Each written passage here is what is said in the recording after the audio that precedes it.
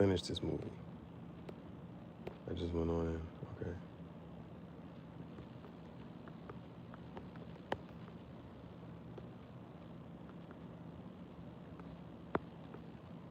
Okay. Let's see. Final thoughts and whatnot. Let's do that. Here. And the whole tagging merge and still in production. Waiting for the demo to move toward production. So all these things. Anyway. Okay. So after that, it turned out, let's see. Eventually, sun is coming up. I think I kind of sort of already mentioned the fact that they had the whole little incident with Mary and Howard. And so then sun is coming up.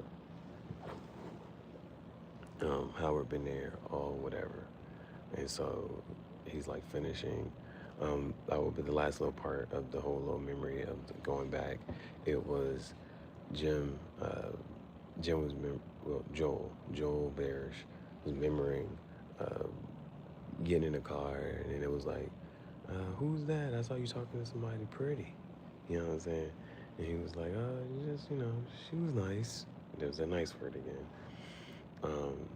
So then it goes to, oh, she was nice. And then it cuts back to like the whole present day, and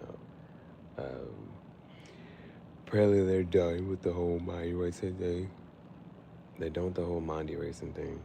And then Stan looks at Howard's like, all right, yeah, I gotta go drop the van off. He goes back. So he goes back to drop the van off. As he's doing that, Mary, her last name is Svevo. Mary Svevo. Svevo. Vivo with an S in the front of it. Svevo. They got some whatever Clementine's last name is. Shrivo. Whatever. It looks full on paper. So Shrivo, she was at the office and she got her stuff. So Mary leaves. Mary's leaving the office with her bag and stuff like that. Stan pulls up and he was like, yeah, she was like, she's not coming back, and this and there, and Stan basically tells her he did like her, and she was like, did you know anything was going on? He was like, yeah, I saw y'all. Maybe like one day you was by his car, and then I looked at you, and you laughed. She's like, how'd I look? He's like, you look happy. Like you was hiding a secret. You know what I'm saying? He's like, you laughed, and this and there, boom. He was like, she's like, after that? He's like, after that, I never really saw y'all together. So he gives her one more bag. He basically tells her that he really liked her. He tells her that he really liked her, whatever. And then he gives her one more bag, like this little black bag or whatever. And, she gets in her car. She leaves. Then, so, it kind of cuts, well, it's like present day. This is not a movie. So the movie starts with, so they had to do the whole procedure thing, and then they just finished in the morning. And so they do the whole procedure and whatnot, they're leaving. So remember, in the beginning of the movie starts off with Jim Carrey, Joel Barish, like waking up. So he wakes up and he kicks the covers off, and he gets up, he starts his day. Day pretty much starts the same with the whole, he finds something to hit, like his car has a scratch on the side, and he's supposed to go to work, but he just says, you know what, I'm not going to work, I'm going to catch his other train towards Montauk. So the whole Montauk thing happens. He sees her again. He runs into Clementine again. And then they have the whole day with spending his third, blah, blah, blah. And then, originally in the beginning, it starts off with, she asks him, can she sleep at his house? And she asks him, can she sleep at his house? And he's like, yeah. She's like, okay, let me just get my toothbrush. So she goes upstairs, she's brushing her teeth or whatever. And she's playing this like voicemail. The voicemail's from Patrick. Patrick was like, oh, I love you, and I feel like you're mad at me, and da-da-da, woo, woo. She's just brushing her teeth, and da-da-da. Then she goes back downstairs, and then from there, she goes back downstairs. Mind you, the thing from Patrick was the one who knocked on the door, the window. Like, what are you doing around here? Can I help you? This and the third. And then, so after that, uh, she comes back downstairs. And after she comes back downstairs, uh, she gets in the car, but she grabbed her mail. So she grabbed her mail. They're in the car, and they're supposed to be driving back to his place. And so all this is new. So this part's new. Like in the beginning of the movie, it was she went upstairs to go get her toothbrush. Which she in the house brushing her teeth, getting ready or whatever. Then, after Patrick knocks on the window, was where it cut, and then it went to a different part of the movie. So, and now so now it's like all this part is like new. So, comes back to this part. Then, how does this part go? Oh, she grabbed her mail. She gets in the car, and then she was like, "Oh, this is weird." So she has a letter. The letter is from Mary, and so she ends up putting this tape inside of the little tape player in the car, and so she's like, "Hello, name is Mary Slivo. You don't know me, but I worked at a place. We did this procedure, and this and that third." So then part of her tape plays. Now remember, the beginning whole thing, you have to say like, you got to kind of like reminisce, and you got to kind of say everything about who you're trying to erase from your memory and why. So immediately she starts off with, she wants to erase Joel Barish, and she was like, he's boring. Is that enough reason? And like, so mind you, Joel's driving, and he's like, what is this? All right. No, because at first it was a little, whatchamacallit. First it was like they had it was like a little run inside joke, and she was like, how was the night? He was like, it was nice. She was like, nice. He was like, it was the fucking best night of my fucking life. This and that third. She's like, okay, better. Then they go through the whole thing. So then when he's playing the tape, and then it was like, he's boring. And she was like, she doesn't like how she is with him. She was like, she feel like her whole thing has changed. She feel like she's pissy now, and she doesn't like who she is. And she's like, he's boring. Is that enough reason to erase him and stuff like that? So he's like, are you joking with me right now? Are you fucking kidding me right now? What is this? This, that, boom, boom, boom. So he stops the car, and he lets her out, right? So, but they didn't get too far. So she just basically like walks back to her place, and Patrick is still like, hey, she's like, get the fuck away. Like she gets back. She goes back into the house, and she's crying. She gets back in her bed, and she's crying this and third. Then I'm not sure if there's like another little part that kind of sort of happens, but she gets up, and then she goes to see him. She goes to his place, and I'm not sure if I'm forgetting something in between there or not, but she goes to his place, and then she sees the neighbor, and he's like, Clementine. She's like, hi, Frank. And she's looking for his apartment, and then she gets in there, she knocks on the door or whatever, and so he's there in his apartment. Now, he also has a tape, because, he then went after she went to. And so when he walks in, this time, he's listening to the tape of her. He listens to the tape of her talk. And, not the tape of her talk. This time, he's listening to his tape for when he went to go erase her. And so he's like, I can't talk to her about books, She's not book smart, but she reads magazines. And so he's like saying little stuff like, she doesn't say library, she says library, or something like that. So he's like saying like, I can't talk to her about books, and she's not like book smart, and it's like sometimes her vocabulary messes up. She doesn't know certain words, and then so from there, I'm not talking about football right now. I'm talking about this movie. So I'll start another live stream for talking about football. So then she's like, so they play hers a little. So mind you, she walks in. So first of all, she's on something like, okay, you did hear part of the tape where I was saying stuff about you. So he was like, I should probably cut this off. She was like, no, just let it play. And so he lets it play. So they're letting it play. Like, so his tape of stuff complaining about her is playing for a little bit longer. So then it gets to like, he says the whole thing about uh, her her fucking people to get them to like her. So she's like she hears that, she was like, I can't believe you think that about me. He's like, no, I know. And then he also talks about her hair. He was like, fucking hair is this that third, always changing your hair color. He's like, I like your hair. She's like, oh, it's okay. So he's like, you want something to drink? So like this part is like conceptually, like if you like basically like because it's like at this point he kind of already heard the tape with her complaining about him. So then she's like, you know what? I kind of sort of deserve this. You can just let the tape play. He says he's about to cut it off, but he's like, you want something to drink? And so he gets us something to drink, and then so I feel like this like that's kind of like a thing. Like if you had to like sit there and listen to somebody talk about why they don't like you and the things they don't like about you, um, but that's the one that's when he says the whole part that she be fucking people to get them to like her. That was one part she was like, you know, you think that's part made her get a like. She's like, she gotta go, or whatever. Um, so it was that happened. I'm trying to remember if there was one more thing that he said. I remember he said like she wasn't that smart, how she pronounces things.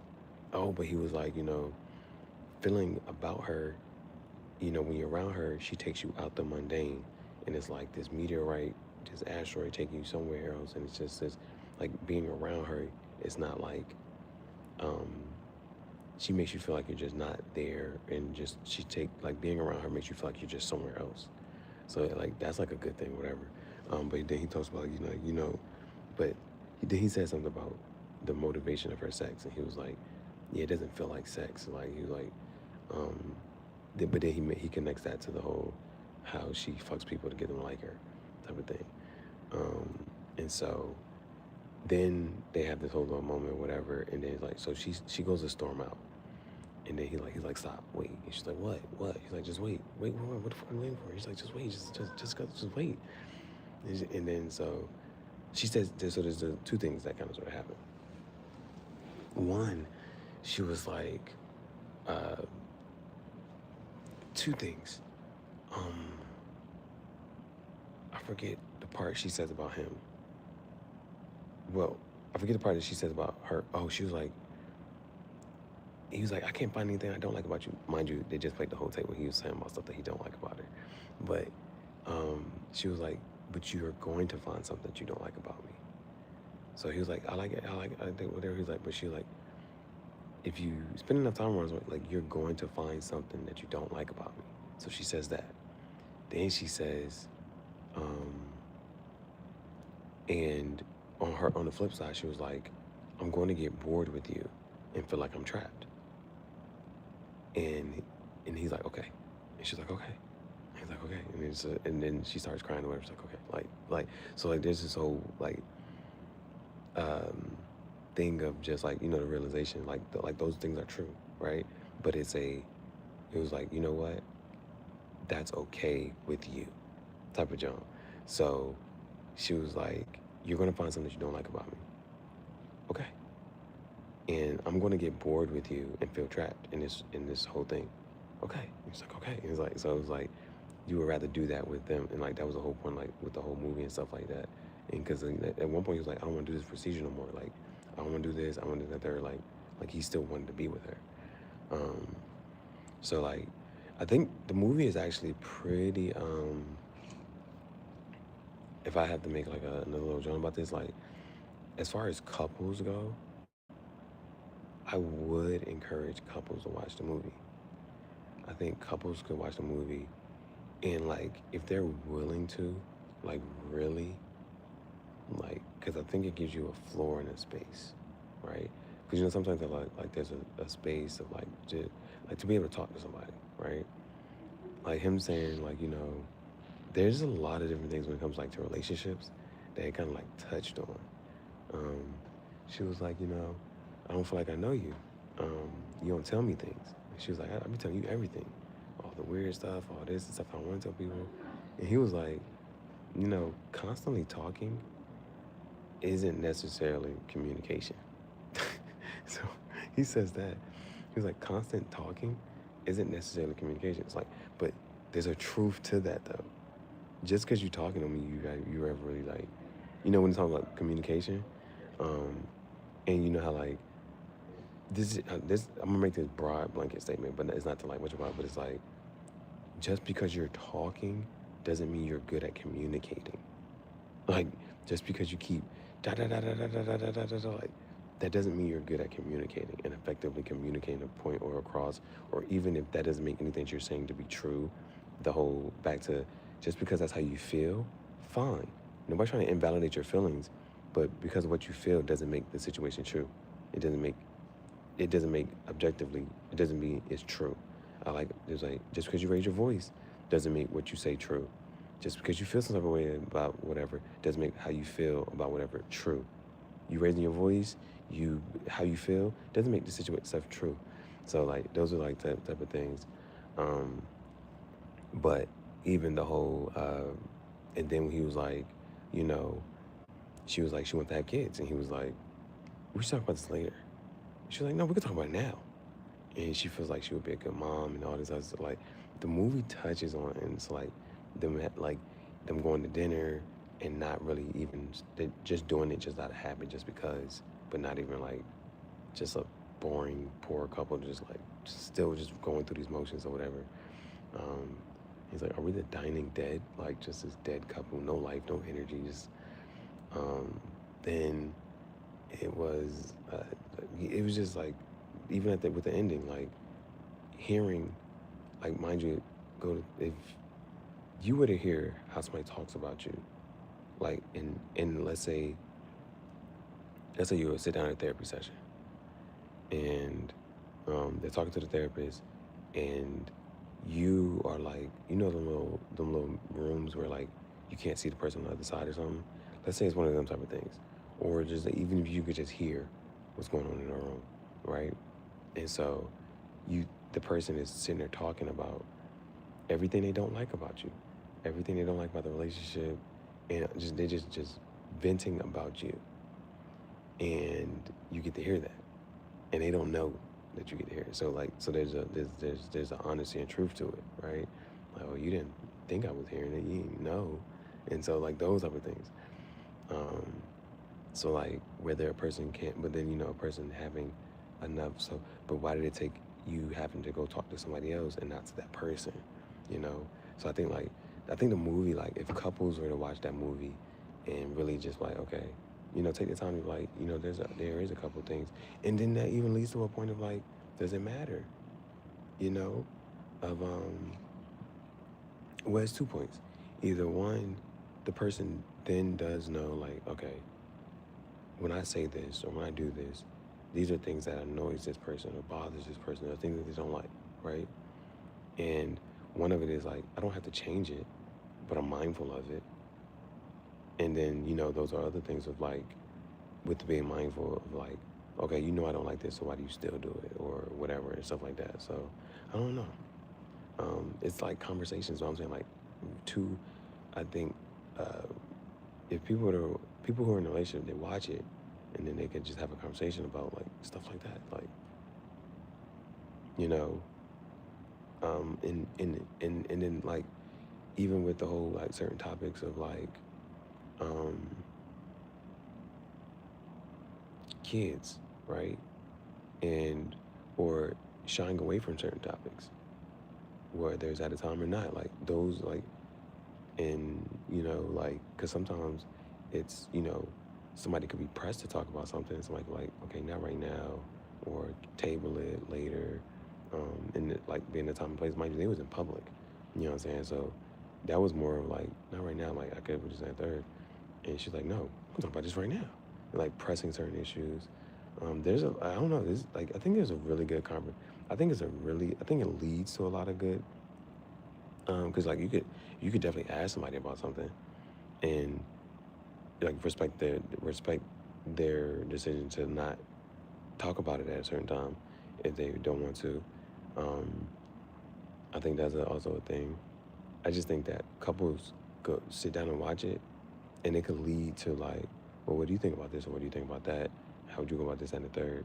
Um, but I think one of the overarching parts is the fact that they still decided to like, you know, okay, we're here, and let's do something different about this, and like even with that or with this and understanding all of whatever, do you still want to go ahead and do, like, let's let us be a thing? Um, because like that's still like a huge thing, and I think that's a concept that some people have to explore. Not all people, but some people, like some couples, have to explore. Especially with if you know people go outside, you know, if you know what I mean. If people go outside, um, and you know, some people have to lose now with the whole. Some people have to lose something to understand like how much they appreciate it. That's one. But okay, some people gotta lose something. Some people is like, okay, there's another concept. You could lose something, and then it's the you took it for granted. Now you appreciate it. The other one is you lose something, and it was like, I didn't want this. I don't really need it. I thought I did, but I really don't. Like I'm not losing shit over that. Like so, there's some things you like. Yeah, like if you lose like losing a person and you end up gaining peace, it's not is that a loss? It's one of them type of shits. Um, so I think it's a decent movie for couples. I think it's a decent movie for couples. It was actually pretty. I think it leads to a lot of good conversation points. I think it's a lot of good conversation points, and even just some conceptual stuff on some. You know, like the girl Mary was still attracted to the one guy, or she still wanted to like. I'm not sure like what they they kind of leave that to whatever. She ends up leaving the office or whatever, but um, how did they decide to carry that? Because the husband, Howard Mirjawak, he, they they did a really good job with their characters' last names. That was the whole thing. Mirjawak, Savevo, Krushiski, whatever Clementine's last name is, uh, Joel Borlish, whatever his last. They the last names of these characters were really interesting. I'll say that they were the last names were cool. The last names are cool. The first names are very like regular, mundane, like literally regular. But Stan, Patrick, Joel, um, Mary, Clementine was a little different. Howard, but Mirjawak, Borlish, I think I forget his name. But anyway, Joel. I was always with Joel, but Joel. I was like, okay. Um, but I think, like I said, I think it's a good movie for couples to sit down and watch. And like I think it leads to a lot of good conversation points from there. Um, I related to it on a whole another different type of wave. Like I connect like me. There were like those are the things that kind of like scared me about it a little bit. Like there were other little specifics that I kind of related to, and it was just like and it, but and again like so another like one of the main concept behind this thing is like erasing somebody from your memory, and so like this was like one of those like oh I don't want to think about this, oh I don't want to like it was one of those like I got to a point like when I think it was around like the 45-minute mark when she had cheated like the week prior to. And then it was like those things coming to like light, and I was like, oh, this is not what I want to think about. I do not want to go down this path. So, and then it was like some of the stuff was like very specific, and I was still like relating to it. So, um, but I've even had that like, bro, like these things you just don't want to think about. You try to forget things, people, um, and so it was just one of those. Like me watching it was just like, bro, what? Um, so yeah, it was like, and then like so you like bury the hatchet, and you like, bro, you didn't want to think about something at a certain time, or, um, so like there's like conflicting emotions on that side, like seeing something that you don't want to think about, and it's not necessarily in particular, but it's like it makes you think, oh shoot, I remember this, or I remember that, and you remember certain conversations, you remember certain situations, or you know what I'm saying, like those type of things. So. Um, mm, mm, but I don't know. Um, it was a good movie though. It was a good movie.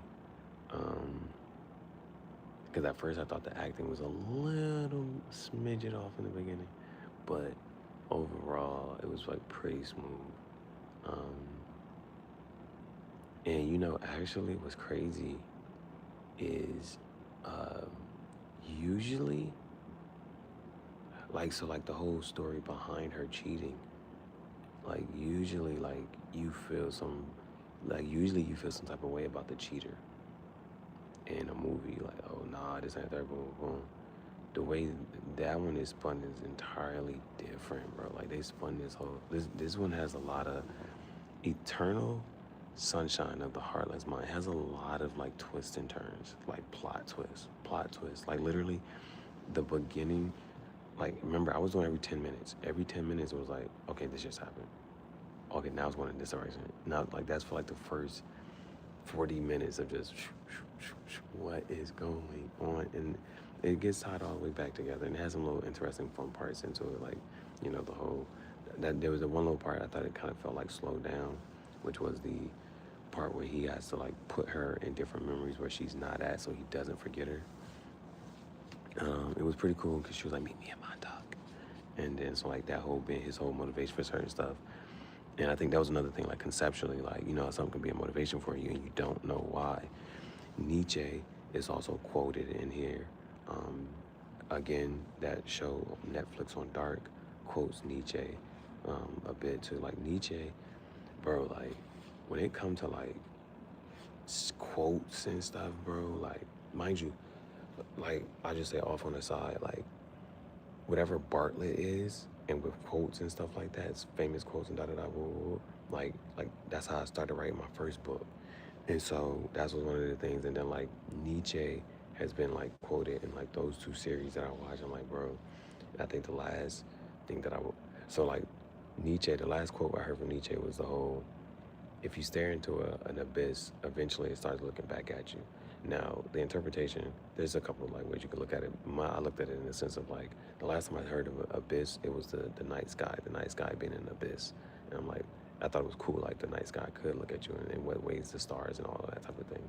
Couldn't really flesh that out. But somebody actually was like, when you think about the negative things so basically, I'll just say it like this, like, if there is you got the victim and the aggressor.